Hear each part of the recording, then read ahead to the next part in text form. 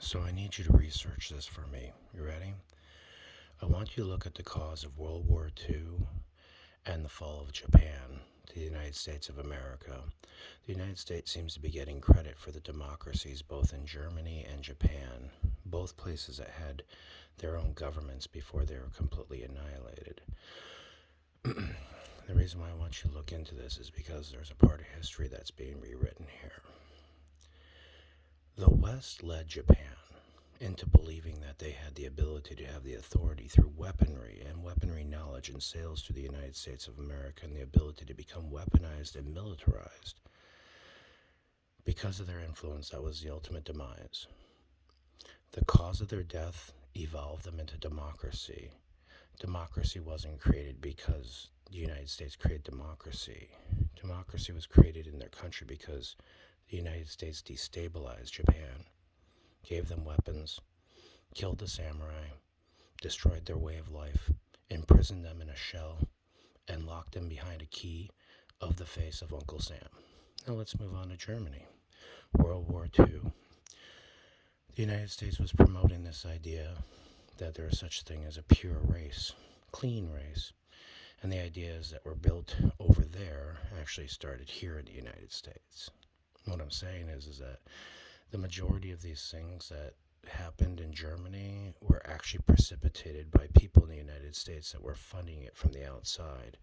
See, when the whole thing went on, the gold standard, well, you guys know where the money went. You guys saw the money. You guys can track it, how quickly the United States liquidated the whole country. So democracy in Germany is not because of the United States. Democracy is in Germany because Germany didn't want to be East and West.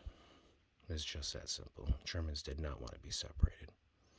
So I'm not going to give the United States any credit at all for the complete destruction of those poor people and everything that went on there, because democracy that evolves from that is not a necessary good.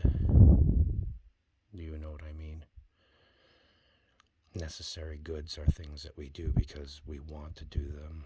There's necessary goods that we have in the world, and democracy isn't a necessary good. So I really want you to look at the history because it's being rewritten. There isn't an actual functioning democracy that works independently of itself without the United States pushing back upon it. Not even Australia.